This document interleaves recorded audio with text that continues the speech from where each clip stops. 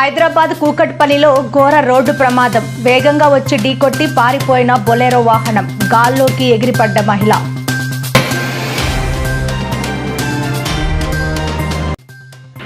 సింగయ్య మృతి కేసులో జగన్ను A2గా నిర్ధారణ. నేడు వైసీపీ ఆఫీసులో నోటీసులు అందించిన పోలీసులు.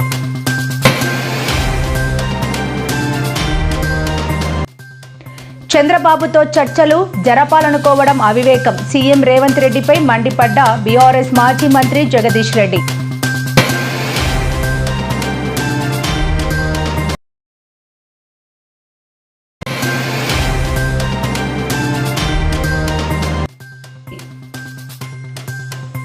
ప్రభుత్వం ఎప్పుడు చెప్పేవి గొప్పలు, చేసేవి అప్పులు అంటూ కూటమి ప్రభుత్వంపై మండిపడ్డ మాజీ మంత్రి పెర్ని నాని. వైకాపా నేతలపై సంచలన వ్యాఖ్యలు చేసిన మంత్రి నారా లోకేష్. రెడ్ బుక్ పేరు వింటే చాలు వైసీపీ నేతకు గుండెపోటు వస్తుంది అంటూ స్పష్టం.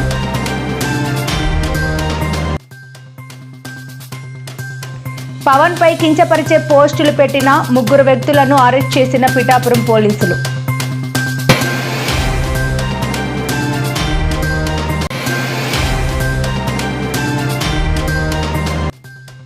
గత కేసీఆర్ ప్రభుత్వంపై సీఎం రేవంత్ రెడ్డి తీవ్ర విమర్శలు. 10 ఏళ్ల బీఆర్ఎస్ 18 నెలల కాంగ్రెస్ పాలనపై చర్చకు సిద్ధమన్న ముఖ్యమంత్రి.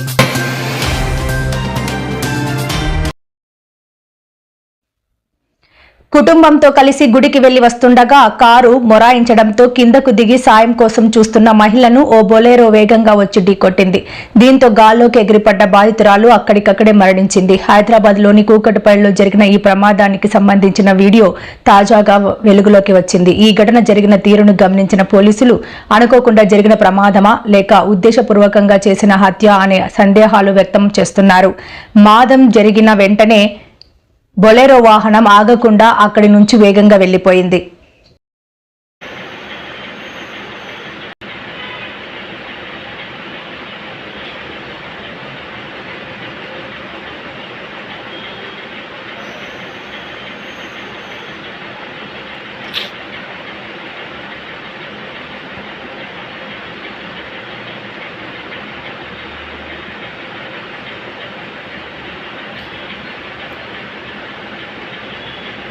ముసలాయన కూడా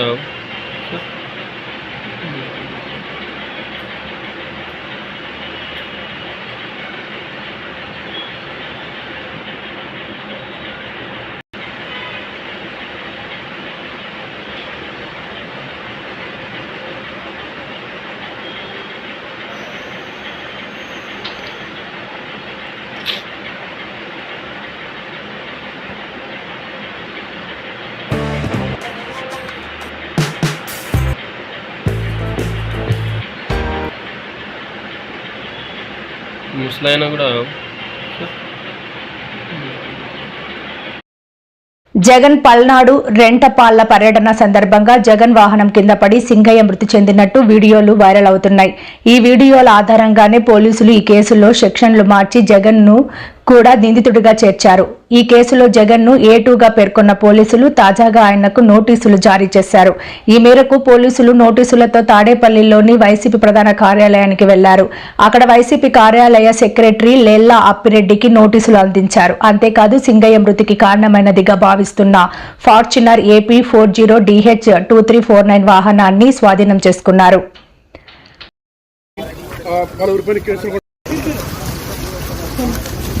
ఘటనకు సంబంధించి పలువురిపైన కేసులు కూడా నమోదయ్యాయి. అందులో బాగా జగన్మోహన్ రెడ్డికి సంబంధించినటువంటి ఆ రోజు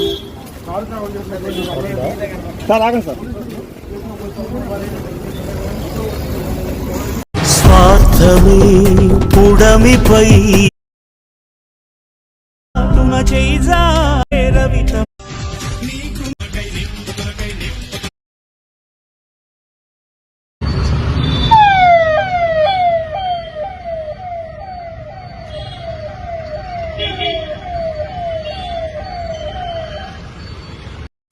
AP 26 CE 0001 అనే టాటా సఫారీ వెహికల్, అది కాన్వాయ్ భాగం కాదు, ఒక ప్రైవేట్ వెహికల్.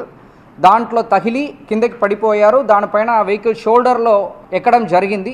ఎవరు చనిపోయారో సింగయ్య, మన ఎక్సీఎం గారు వెహికల్ ఫార్చునర్ వెహికల్ వీల్ కిందకి వాళ్ళు పడిపోవడం, దాని వెహికల్ టైర్ ఎక్కుతున్నట్టు ఒక వీడియో మనకి ఎవిడెన్స్ గా దొరికింది.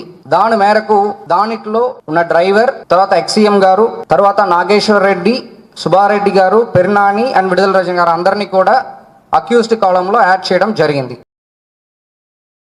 ఆంధ్రప్రదేశ్ ముఖ్యమంత్రి చంద్రబాబు గోదావరి జలాలను తరలించి తెలంగాణకు ఎడారిగా మార్చేందుకు ప్రయత్నిస్తున్నారని మాజీ మంత్రి బీఆర్ఎస్ ఎమ్మెల్యే జగదీష్ రెడ్డి తీవ్ర ఆరోపణలు చేశారు. గోదావరి బనకచెర్ల ప్రాజెక్టుల విషయంలో రాష్ట్ర ప్రభుత్వానికి ఏమాత్రం సీరియస్నెస్ లేదని విమర్శించారు. ఈ అంశంపై కేబినెట్ లో కూడా సరైన చర్చ జరగలేదని ఆయన అన్నారు. కృష్ణా జలాల విషయంలో ఇప్పటికే తెలంగాణకు అన్యాయం జరిగిందని, ఇప్పుడు గోదావరి విషయంలోనూ అదే పునరావృతం చేయాలని చూస్తున్నారని జగదీష్ రెడ్డి ఆవేదన వ్యక్తం చేశారు. కాంగ్రెస్ నాయకులైనా ఇతర పార్టీల నాయకులైనా గమనించాల్సిన విషయాలు. కేసీఆర్ మీద నెపం పెట్టి, ఇంకొకరి మీద నెపం పెట్టి, వాళ్ళ మధ్యన పంచాయతీలు పెట్టి పబ్బం కలుపుకోవాలనే ప్రయత్నం చంద్రబాబు అండ్ కో చేస్తా ఉన్నారు. నిజమే, ఇవాళ బీజేపీకి చంద్రబాబుతో అవసరం ఉంది. ఇవాళ నరేంద్ర మోడీ శ్వాస చంద్రబాబు రూపంలో వస్తూ ఉంది. ఆయనకి ఊపిరి అయినాడు కాబట్టి మాట్లాడే పరిస్థితి లేదు. మోడీ ఏమైనా ఉండొచ్చు, చంద్రబాబు ఏమైనా ఉండొచ్చు, కానీ వాళ్ళ తెలంగాణ బీజేపీ ఎంపీలు గెలిపించింది తెలంగాణ ప్రజలు, కరీంనగర్ ప్రజలు, నిజామాబాద్ ప్రజలు, హైదరాబాద్ ప్రజలు, ఆదిలాబాద్ ప్రజలు, ఇక్కడి ప్రజలు కదా గెలిపించింది మిమ్మల్ని. మహబూబ్నగర్ ప్రజలు, మెదక్ ప్రజలు కదా. వీరొకరు కదా మనం కొట్లాడాలి. ఇవేమీ ఆలోచించకుండా దీంట్లో ఏందో రాజకీయాలు లాభం వస్తుందో తెలివి తక్కువ ప్రయత్నం చేయకండి. రాజకీయ ప్రయోజనాలు రాకపోగా మొత్తం మన బతుకుదిరిగా ఏమైపోతుంది తెలంగాణది. మిగులు జలాలనేవి సముద్రంలో కలుస్తాయనేది కుట్ర, పెద్ద కుట్ర ఇది. చంద్రబాబు నాయుడు గారు ఆ ప్రచారాన్ని చేపించి మనందరినీ కూడా మాయలో పడేసి తెలంగాణ ప్రజల్ని, ఇక్కడ పార్టీల్ని మోసం చేసి, పార్టీల మధ్య తగాదలాగా సృష్టించి తను బయటపడాలనుకుంటున్నాడు. ఎట్టి పరిస్థితులలో బీఆర్ఎస్ పార్టీ దాన్ని అంగీకరించారు. రాష్ట్ర ప్రభుత్వాన్ని కూడా మేము డిమాండ్ చేస్తా ఉన్నాం.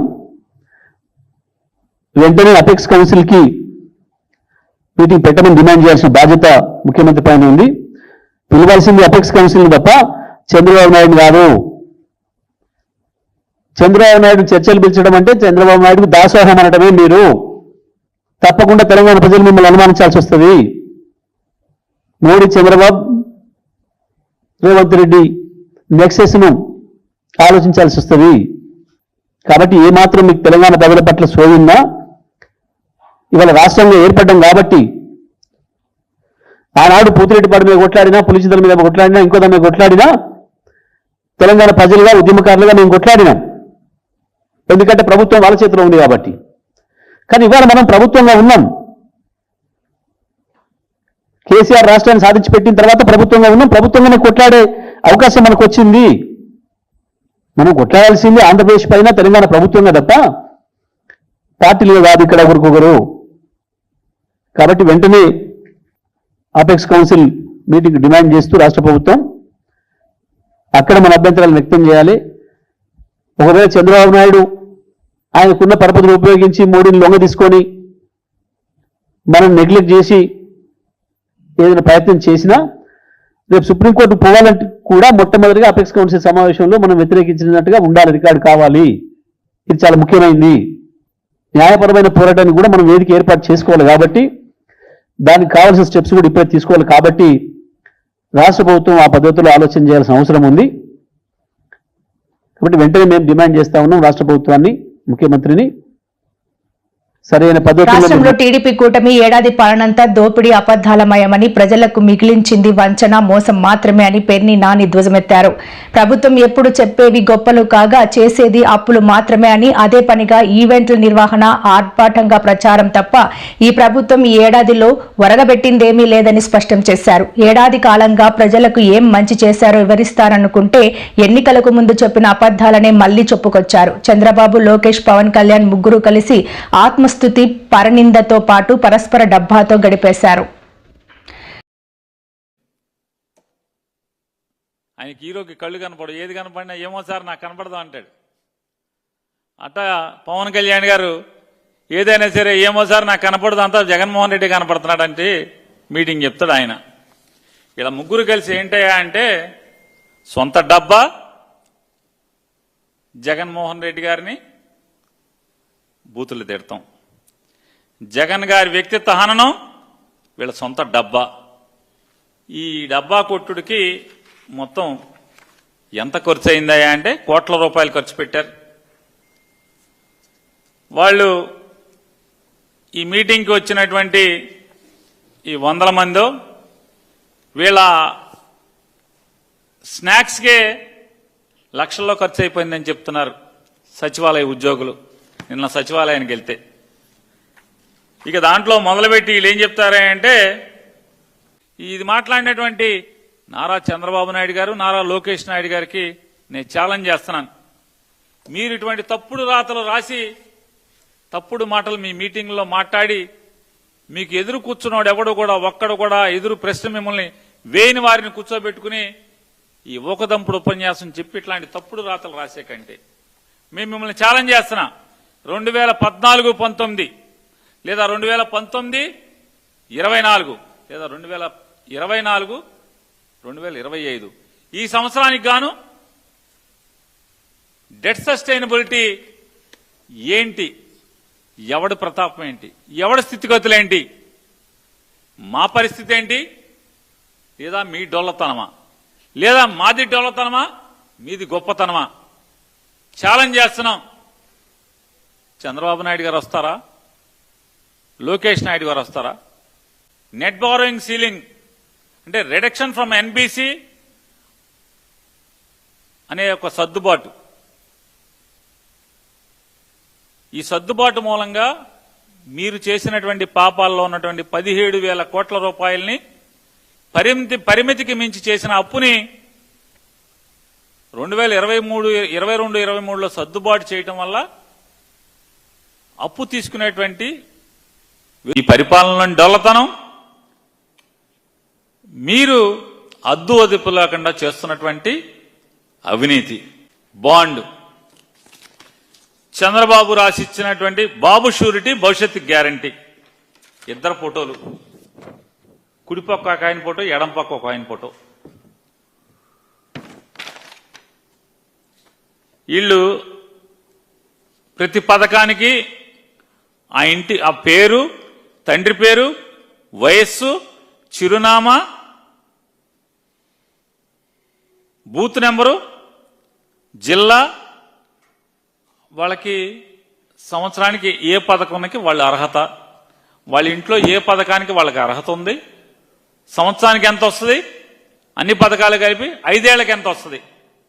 ఇది బాండ్. సంతకం పెట్టి కింద సంతకం పెట్టి బాండ్ ఇచ్చారు. ఇద్దరు సంతకాలు పెట్టారు.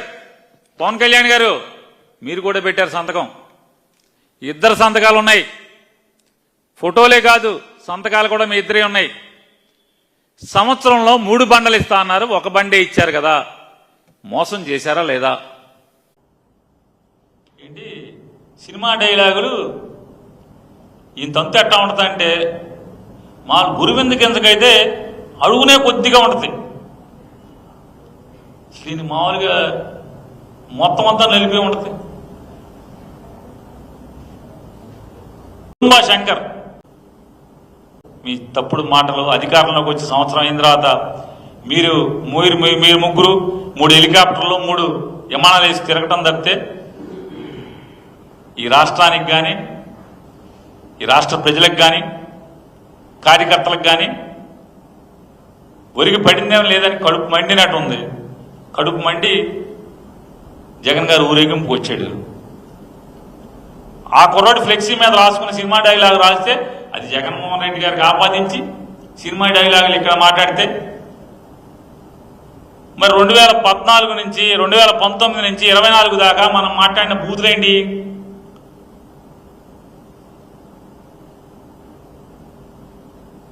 సరే మనం మాట్లాడిన బూతులైన పక్కన పెట్టండి.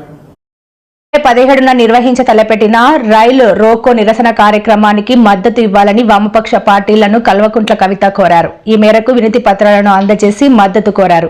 తెలంగాణ జాగృతితో పాటు బీసీ సంఘాలు చేసిన ఆందోళనల ఫలితంగానే కాంగ్రెస్ ప్రభుత్వం దిగివచ్చి అసెంబ్లీ కౌన్సిల్లో విద్యా ఉద్యోగాల్లో రిజర్వేషన్ల కోసం ఒక బిల్లు, స్థానిక సంస్థలు రిజర్వేషన్ల పెంపునకు మరో బిల్లు ప్రవేశపెట్టి ఆమోదింపచేసిందని కవిత వివరించారు.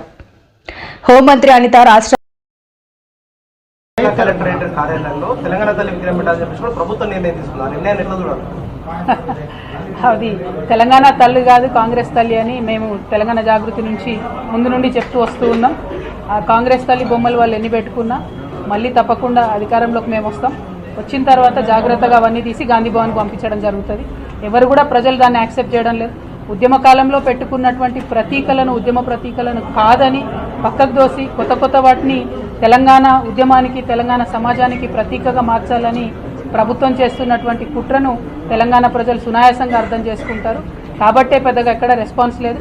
ప్రభుత్వం బలవంతంగా పెట్టొచ్చేమో, ఇలా అధికారం ఉంది, పోలీసులు ఉన్నారు అని చెప్పి జులుం ప్రదర్శించొచ్చేమో, కానీ మళ్ళీ తప్పకుండా ఒకరోజు మాదవుతుంది. ఆనాడు మాత్రం అవి తీసి అన్ని మళ్ళీ గాంధీ భవన్ పంపిస్తారు. కాంగ్రెస్ ప్రభుత్వాన్ని వాళ్ళు నేను డిమాండ్ చేసేది ఒకటే, మేము ఇవాళ తెలంగాణ ప్రజలు, ముఖ్యంగా తెలంగాణ మహిళలు, సోనియా గాంధీ గారు గ్యారంటీ కార్డులు సంతకము వేల సంఖ్యలో పోస్ట్ కార్డులు తీసుకొని సోనియా గాంధీ గారికి మరి మేము పంపించడం జరుగుతూ ఉన్నది. దీంట్లో మేము ఒకటే రాసినాం, అమ్మ సోనియమ్మ, మీరు మీ రేవంత్ రెడ్డి గారిని, మీ ముఖ్యమంత్రిని ఆదేశించండి, తక్షణమే మాకు పెన్షన్లు ఇప్పించండి అని చెప్పి సోనియా గాంధీ గారికి రిక్వెస్ట్ చేసినాం. ఇంకా కూడా ప్రతి జిల్లా నుంచి, ప్రతి చోటి నుంచి కూడా పెద్ద ఎత్తున ఈ పోస్ట్ కార్డులు పంపుతామని కూడా మేము ఈ సందర్భంగా తెలియజేస్తున్నాం. ముఖ్యమంత్రి గారు తక్షణమే పెన్షన్లు విడుదల చేయాలని చెప్పి డిమాండ్ చేస్తూ ఉన్నాం. కేసీఆర్ గారి దమ్మెంత అన్నది ఒరిజినల్ కాంగ్రెస్ పార్టీకి తెలుసు కాబట్టే తెలంగాణ రాష్ట్రం వచ్చింది. వచ్చినటువంటి ఆ రాష్ట్రానికి ఇవాళ రేవంత్ రెడ్డి గారు ముఖ్యమంత్రి అయినారు. అది మర్చిపోయి కేసీఆర్ గారు దమ్ముంటే ఇక్కడ రావాలి, అక్కడ రావాలని రేవంత్ రెడ్డి గారు మాట్లాడడం చాలా బాధాకరం. హుందాగా ప్రవర్తించాలి ముఖ్యమంత్రి గారు. అదేవిధంగా తెలంగాణ ప్రజలందరికీ తెలుసు, కేసీఆర్ గారు ఆయన కళలో కూడా తెలంగాణకు నష్టం చేయడు. ఆ నీళ్లు కావచ్చు, నిధులు కావచ్చు, ఇంకోటి కావచ్చు, ఏదైనా కావచ్చు, ఏ విషయంలో అయినా కేసీఆర్ గారు కళలో కూడా తెలంగాణకు నష్టం చేయరు. ఆ విషయం తెలంగాణ ప్రజలకు తెలుసు. ఈ ముఖ్యమంత్రి గారు రేవంత్ రెడ్డి గారు వచ్చినాకనే చంద్రబాబు నాయుడు గారిని పిలిచి ప్రజాభవన్లో హైదరాబాద్ బిర్యానీ పెట్టి గోదావరి నీళ్లు గిఫ్ట్ ప్యాకెట్ కట్టి చంద్రబాబు నాయుడు గారికి ఇచ్చి పంపించింది రేవంత్ రెడ్డి గారే, కేసీఆర్ గారు కాదు. 2016లో ముఖ్యమంత్రి గారు చెప్పి వరుసగా మహిళలు, బాలికలపై అత్యాచారాలు జరుగుతుంటే నిందితులను పట్టుకుని కఠినంగా శిక్షించాల్సింది పోయి వైఎస్ జగన్ మీద బురద జల్లడానికి స్క్రిప్టుగా పెట్టుకుంది అని నందమూరి లక్ష్మీ పార్వతి మండిపడ్డారు. ఆమెకే మనస్సాక్షి లేకుండా వైఎస్ జగన్ కి మనస్సాక్షి ఉందా అని మాట్లాడుతుంది. దేశానికి స్వాతంత్రం వచ్చాక మహిళలపై ఇన్ని ఘోరాలు జరగడం ఇదే తొలిసారి. రాజకీయాల్లో ఓనామాలు కూడా నేర్చని లోకేష్ చేతికి పెత్తనమిచ్చి చంద్రబాబు డమ్మి అయిపోయాడు. రెడ్ బుక్ రాజ్యాంగం పేరుతో తండ్రి కొడుకులిద్దరూ కలిసి రాష్ట్రాన్ని సర్వనాశనం చేస్తున్నారు అని మండిపడ్డారు. వెళ్ళేటప్పుడు అంత ర్యాలీ అవసరమా? అంత బల ప్రదర్శన అవసరమా? ఒక ప్రతిపక్ష నాయకుడు మీటింగ్ కి జనాలు ఎంతమంది వస్తున్నారన్న సంగతి ఇంటెలిజెన్స్ రిపోర్ట్ తెలియదా? ఇంటెలిజెన్స్ వాళ్ళకి ఆ మాత్రం బుర్ర లేదా? తన నిర్లక్ష్యంగా ఇద్దరు చనిపోయారు. అతని నిర్లక్ష్య కారణంగా. ఇది ప్రభుత్వ వైఫల్యం కాదా? ఇది పోలీస్ వైఫల్యం కాదా? ఎందుకు ఆ యాంగిల్లో చూడలేకపోతున్నారు? జగన్మోహన్ రెడ్డి రాజకీయ లబ్ధి తప్పించి మనుషుల ప్రాణాలంటే లెక్కలేదా? మాట్లాడితే చంద్రబాబు నాయుడు గారు అలా చేసేసారు, ఇలా చేసేసారని మాట్లాడుతున్నారే. ఇంత ఉన్మాద పరిస్థితుల్లో కూడా రాజకీయ నాయకులు ఉంటారా? కానీ ఈరోజు ఎందుకు ఇంతలా బురద జల్లే కార్యక్రమం చేస్తున్నారు? ఎందుకు ఇంతలాగా మీరు దాన్ని కూడా రాజకీయం చేయడానికి, రాజకీయ లబ్ధి గురించి ఆలోచించడానికి మీరు మాట్లాడుతున్నారో ఒక్కసారి మీ గుండెల మీద చేసుకో. అనంతపురంలో ఒక బాలిక మీద 14 మంది మీ తెలుగుదేశం గోండాలు, చెప్పాలంటే దరిద్రం ముండా కొడుకులు వాళ్ళు. అటువంటి వాళ్ళంతా కూడా అంత ఒక ఆడపిల్లని అన్ని నెలల పాటు అలా అత్యాచారం చేస్తుంటే ఆ పిల్లకి గర్భం వస్తే ఏమన్నా కనీసం ఎక్కడున్నామ్మా? హోమ్ మినిస్టర్, నువ్వు లేడీయే కదా, నువ్వు స్త్రీయే కదా. ఇలాంటి వెధవలంతా కూడా ఇలాంటి పనికిమాలిన పనులు చేస్తే మీ పార్టీకి చెడ్డ పేరు రాదా? అయినా ఎందుకు వాళ్ళని కాచుకుంటున్నారు? వాళ్ళ మీద ఏమైనా శిక్ష ఉందా? కనీసం ఒక్కళ్ళైనా అరెస్ట్ చేశారా? అదేవిధంగా అదే అనంతపురంలో ఇంకో అమ్మాయిని చంపేశారు. ఆ అమ్మాయిని పాపం రేప్ చేసి చంపేశారు. ఇన్ని దారుణాలు అక్కడేంటి పిఠాపురంలో, మొత్తం ఈ మూల శ్రీకాకుళం నుంచి కడప వరకు కూడా అనేక మంది ఆడపిల్లల్ని అత్యాచారాలు చేసి మీ తెలుగుదేశం గోండాలు ఇష్టం వచ్చినట్టుగా చంపేస్తుంటే ఎక్కడైనా ఒక్క దానికైనా హోమ్ మినిస్టర్ ఏమి స్పందించారా? అదేవిధంగా ఈ ముఖ్యమంత్రి ఏమైనా స్పందించాడా? ఈ షాడో ముఖ్యమంత్రి ఏమైనా వెళ్ళి వాళ్ళని పరామర్శించాడా? ప్రచోటికి జగన్ గారు వెళ్ళి వాళ్ళ కుటుంబాలకి అండగా నిలబడతా అని హామీ ఇచ్చి ఓదార్చి వస్తామంటే అజ్జోళ్ళ కళ్ళల్లో నిప్పులు పోసుకుంటున్నారు. ఆయన ఎక్కడికి పోతే అక్కడే జనాలు, వేల జనాలు. మేమేం గవర్నమెంట్లో లేం కదా, ఏమైనా వెహికల్స్ పెట్టి తీసుకురావటానికి. పొలాలకు అడ్డం పడి కూడా మొన్న వచ్చారు కదా, చూసాం కదా. మరి అంత జనాలు వస్తుంటే మరి అజ్జోళ్ళలేక మీరు ఎక్కడ పోయినా పట్టుమని 10 మంది కూడా రారు మీ మొఖాలకి. అలాంటి అవి చూసి మీరు ఆయన మీద కేసులు. ఏంటిరా మీ పరిపాలన? నిజంగా ఎంత దరిద్రంగా ఉందో ఒక్కసారైనా ఆత్మవిమర్శ చేసుకోరా? ఆత్మవిమర్శ చేసుకోవాలి కదా. ఏం చేస్తున్నాము? ఈ 1 ఇయర్గా మేము ప్రజలకు ఏం న్యాయం చేశాము? ఇచ్చిన హామీలు ఎంతవరకు నిలబెట్టాము? అదేవిధంగా మహిళల మీద ఎందుకు ఇన్ని ఘోరాలు జరుగుతున్నాయి? మరి జగన్ గారి టైంలో చేయూత ఏమిటి, ఆసరా ఏమిటి, అదేవిధంగా ఈబీసీ క్రింద ఒకటేమిటి, ఎన్ని రకాలుగా మహిళలకు కొన్ని లక్షల రూపాయలు, 15-20 లక్షల రూపాయల విలువైనటువంటి ఇళ్ల పట్టాలు, స్వయంగా ఇళ్ళు కూడా ప్రభుత్వమే కట్టించి ఇస్తానని అంతమందికి దాదాపు 30 లక్షల మందికి మహిళలకే ఇళ్ల పట్టాలు ఇచ్చారే. అదే పరిపాలన? లేకపోతే వాళ్ళ పట్టాలన్నీ లాక్కొని మీ వాళ్ళు ఆక్రమించేస్తుంటే మీరు చూస్తా ఊరుకుండే ఇది గుడ్ గవర్నెన్సా? తెలంగాణలో కాంగ్రెస్ ప్రభుత్వం అద్భుతంగా పనిచేస్తోందని ముఖ్యమంత్రి రేవంత్ రెడ్డి సారథ్యంలో ప్రజలు సంతోషంగా ఉన్నారని టీపీసీసీ వర్కింగ్ ప్రెసిడెంట్ జగ్గారెడ్డి అన్నారు. అయితే ఇదే సమయంలో పార్టీ కార్యకర్తలు మాత్రం కొంత అసంతృప్తితో ఉన్నారని ఆయన కీలక వ్యాఖ్యలు చేశారు. కార్యకర్తలు ఎదుర్కొంట ఇబ్బందులను ప్రస్తావిస్తూ వారికి తగిన ఆర్థిక సహాయం అందించాలని, పార్టీ కార్యక్రమాల్లో సరైన గుర్తింపు ఇవ్వాలని జగ్గారెడ్డి పీఎస్సీకి సూచించారు. కార్యకర్తలకు ప్రాధాన్యత ఇవ్వడం ద్వారానే పార్టీ మరింత బలోపేతం అవుతుందని ఆయన అభిప్రాయపడ్డారు. మంత్రి రేవంత్ రెడ్డి గారి మీద, కాంగ్రెస్ పార్టీ నాయకుల మీద ఈటెల రాజేందర్ మాట్లాడిన మాటలకు కౌంటర్. మధ్యలో కూడా నేను ప్రెస్ మీట్ మాట్లాడేటప్పుడు నేను కూడా కొన్ని మాటలు బ్లాస్ట్ కావచ్చు. విచిత్రం ఏంటంటే ఈటెల రాజేందర్ ఒక పార్లమెంట్ మెంబరు ఎప్పుడు ముఖ్యమంత్రి రేవంత్ రెడ్డి దగ్గర పోయి నా పార్లమెంట్లో ఈ సమస్య ఉంది, ఈ పనులు అయితే లేవు, నా పార్లమెంట్లో ప్రజలకు ఇది కావాలి అడిగింది ఎప్పుడు లేదు. మళ్ళా ఎంపీగా ఈటెల రాజేందర్ ఆయన 2 సార్లు మాట్లాడిండు. ముఖ్యమంత్రి రేవంత్ రెడ్డి మీద 2 సార్లు మాటలు మాట్లాడిండు. ఏం తోస్తలేదు అతనికి, ఈటెల రాజేందర్కి అర్థమైతే లేదు అతనికి. AP deputy CM Pawan Kalyan ను కించపరుస్తూ సోషల్ మీడియాలో ప్రచారం చేసిన 3 వ్యక్తులను కాకినాడ జిల్లా పిఠాపురం పోలీసులు అదుపులోకి తీసుకున్నారు. ఈ విషయాన్ని Pithapuram circle inspector G Srinivas మీడియాకు తెలిపారు. విశాఖపట్నంలో జరిగిన ప్రపంచ యోగా దినోత్సవంలో ప్రధాని నరేంద్ర మోదీ ముఖ్యమంత్రి చంద్రబాబుతో కలిసి పవన్ పాల్గొన్న ఫోటోలను మార్ఫింగ్ చేసి అభ్యంతకరంగా సోషల్ మీడియాలో సర్క్యులేట్ చేశారని ఆయన వివరించారు. ప్యాకేజ్ అనే సన్నాసిన కొడుకులు ఎవరు చెప్పు తీసుకొడతాను, ఒక్కొక్క వైసీపీ నా కొడుకులు చెప్తాను. చెప్పు అటు తిప్పి పగిలిపోయేలా, దవడ వాచిపోయేలా చెప్పు పెట్టి కొడతాను కొడకల్లారా. ఒక్కొక్కడికి తమాషాలుగా ఉందా కొడకల్లారా?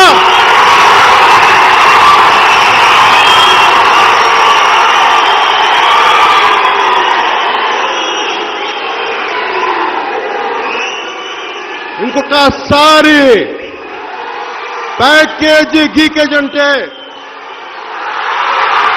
తప్పు తీసుకొని పళ్ళు రాలగొడతాను కొడకల్లారా. ఒక్కొక్కడికి చెప్తున్నాను. అరే ఎదవల్లారా, సన్నాసుల్లారా, చవటల్లారా, దద్దమ్మల్లారా, నా సహనం రా. ఇంతకాలం మిమ్మల్ని రక్షించింది నా సహనం. తెలంగాణ రాష్ట్రం బీఆర్ఎస్ హయాంలో అప్పుల కుప్పగా మారితే కేసీఆర్, కేటీఆర్, హరీష్ రావు మాత్రం ఎలా సంపన్నులయ్యారని ముఖ్యమంత్రి రేవంత్ రెడ్డి ప్రశ్నించారు. తెలంగాణ ప్రభుత్వం ప్రతిష్టాత్మకంగా చేపట్టిన రైతు భరోసా నిధుల పంపిణీ కార్యక్రమం మంగళవారంతో ముగిసింది. ఈ సందర్భంగా సచివాలయం ఎదుట రాజీవ్ గాంధీ విగ్రహం వద్ద నిర్వహించిన రైతు నేస్తం కార్యక్రమంలో ముఖ్యమంత్రి మాట్లాడుతూ రైతుల సంక్షేమమే తమ ప్రభుత్వ ప్రధాన లక్ష్యమని స్పష్టం చేశారు. 10 ఏళ్ల బీఆర్ఎస్ పాలన తమ 18 నెలల కాంగ్రెస్ పాలనపై బహిరంగ చర్చకు సిద్ధమని ఆయన సవాల్ విసిరారు. సిరబోయి కూర్చున్నావెందుకమ్మో ఎందుకమ్మా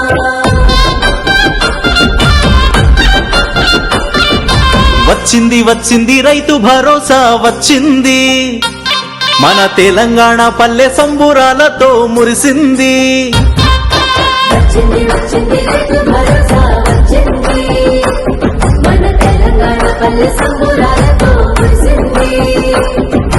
కష్టం విలువ తెలిసిన చేయి రైతు సాయమే పెంచింది, మన రేవంతన్న మాట ఇచ్చిన రైతు రాజ్యమే తెచ్చింది. వచ్చింది వచ్చింది రైతు భరోసా వచ్చింది, మన తెలంగాణ పల్లె సంబురాలతో మురిసింది. ఓ రైతన్నా ప్రజా ప్రభుత్వమే నీదన్నా, ఓ రైతన్నా రైతుకు ధైర్యం ఇచ్చేనే రేవంతన్నా. రైతు భరోసా పథకం ద్వారా 9 రోజులు తిరిగే లోపల దాదాపుగా 9,000 కోట్ల రూపాయలు ఖర్చు పెట్టిన ప్రభుత్వం ప్రజా ప్రభుత్వం, మన ప్రభుత్వం. అప్పుల బాధలు పోగొట్టి మా గుండెకు భరోసానిచ్చింది, తాళి పుస్తెలు తాకట్టు పెట్టే రైతులకిక సెలవంది. నాగలి గొర్రు దున్నుటకు, విత్తనాలపై మందులకు, రైతులకందిన పెట్టుబడి పంట దిసుటకు సాయమిది. భూమిని నమ్మిన రైతన్నే రాజులాగా బతికే రోజులొచ్చే. ఓ రైతన్నా ప్రజా ప్రభుత్వమే నీదన్నా.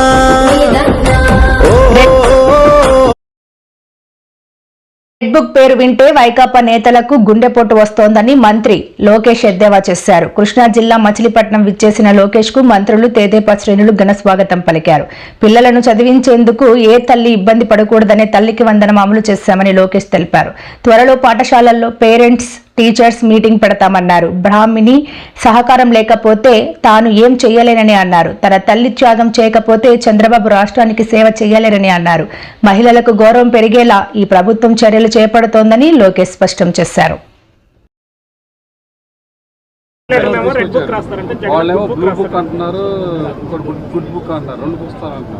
కొంతమంది నన్ను చూసి ఇన్స్పైర్ అవుతారు, సో వైకాపా వాళ్ళు కూడా నన్ను చూసి ఇన్స్పైర్ అయినట్టున్నారు. అది నాకు అర్థమైంది. నేను మళ్ళీ స్పష్టంగా చెప్పేది ఏంటంటే, పాదయాత్రలో నేను సుమారుగా 100 బహిరంగ సభలు ఉద్దేశించి మాట్లాడా. ఆ సభల్లో చాలా స్పష్టంగా రెడ్ బుక్ చూపించి, ఏ అధికారులు వైకాపా నాయకులైతే చట్టాన్ని ఉల్లంఘించి కార్యకర్తల్ని ప్రజల్ని ఇబ్బంది పెట్టారో వాళ్ళు మేము వదిలిపెట్టాము, చట్టపరమైన నిర్ణయాలు తీసుకుని తప్పనిసరిగా వాళ్ళపైన యాక్షన్ తీసుకుంటామని చెప్పాం. దాంట్లో భాగంగా యాక్షన్ ఆల్రెడీ మొదలైంది, దాంట్లో ఎలాంటి సందేహం లేదు. కార్యకర్తలకు బంపర్ ఆఫర్ ఇస్తున్నా, ఎవరిపైన అయితే ఎక్కువ కేసులున్నాయో అంత పెద్ద నామినేటెడ్ పోస్ట్ ఇప్పించే బాధ్యత నేను తీసుకుంటాను. ఎవరిపైన అయితే ఎక్కువ కేసులు ఉన్నాయో వాళ్ళకి అంత పెద్ద నామినేటెడ్ పోస్ట్ ఇచ్చే బాధ్యత నాది. ఏంటమ్మా దేనికి గుడ్ బుక్? ఆయన చేసిన తప్పులను గుడ్ బుక్ లో రాసుకుందాక నా రెడ్ బుక్ లో ఒక నిమిషం, I'm answering a question. I'm answering అమ్మా, ప్లీజ్ 1 minute. రెడ్ బుక్ లో నేను ఏం చెప్పా, ఏ అధికారులు వైకాపా నాయకులు చట్టాన్ని ఉల్లంఘించి కార్యకర్తల్ని ప్రజలు ఇబ్బంది పెట్టారో వాళ్ళపైన కఠినంగా వ్యవహరిస్తానన్న. జరుగుతుంది, అది యాక్షన్ చట్టం పరంగా జరుగుతుంది. Parents matter. ఎందుకు కంగారు పడుతున్నారు జగన్మోహన్ రెడ్డి గారు? అది నాకు అర్థం అవట్లేదు. ఏంటమ్మా మేడం గారు చెప్పండి.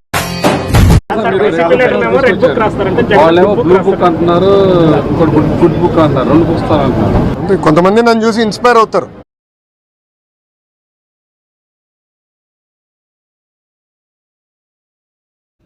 ఫోన్ ట్యాపింగ్ వ్యవహారం తెలంగాణ రాజకీయాల్లో పెను దుమారం రేపుతోంది. ఎస్ఐబి మాజీ చీఫ్ ప్రభాకర్ రావు ఎవరి ఆదేశాల మేరకు ఫోన్లను ట్యాపింగ్ చేశారో స్పష్టం చేయాలని ఈటెల రాజేందర్ డిమాండ్ చేశారు. నేను హుజరాబాద్ లో పోటీ చేసినప్పుడు 2023లో గజ్వేలలో ఎన్నికల బరిలో నిలిచినప్పుడు అత్యంత దుర్మార్గమైన పద్ధతిలో నా ఫోన్ను ట్యాప్ చేశారు. మేం ఎవరితో సంభాషిస్తున్నాం, ఎలాంటి వ్యూహాలు రచిస్తున్నామనేది మా పార్టీ నాయకుల మధ్య జరిగిన సంభాషణలను సైతం కాల్ డేటాలో పొందుపరిచారు. ధైర్యంగా ఎదుర్కోలేని వారే ఇలాంటి చట్ట వ్యతిరేకమైన పనులకు పాల్పడతారు అని ఆయన ఆవేదన వ్యక్తం చేశారు.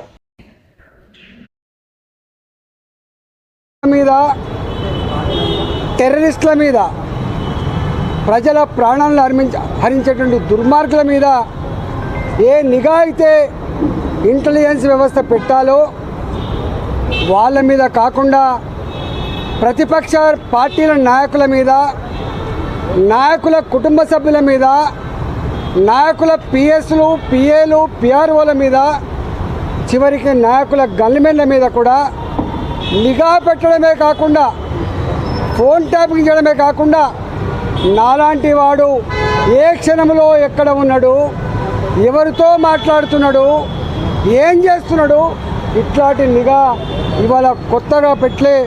2018లో నేను హుజరాబాద్లో పోటీ చేసినాడు నన్ను ఓడగొట్టాలని చెప్పి మొట్టమొదటి ప్రయత్నం జరిగింది. నేను ఆనాడు ఇంకా గవర్నమెంట్లో ఉన్నా.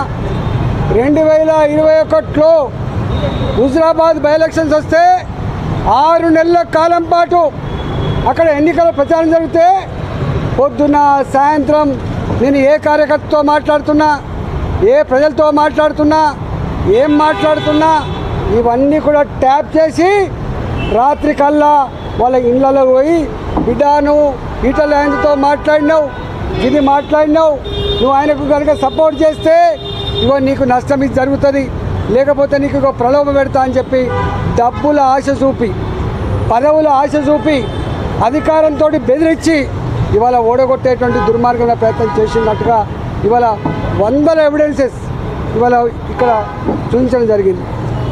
మా నాయకుల మధ్య జరిగిన సంభాషణను కూడా ఇవాళ కాల్ డేటాలో వాళ్ళు చూపించడం జరిగింది. 2023లో గజ్వేల్లో పోటీ చేసినప్పుడు కానీ, మళ్ళీ హుజరాబాద్లో పోటీ చేసినప్పుడు కానీ ఇదే దుర్మార్గమైనటువంటి పద్ధతి కొనసాగింది.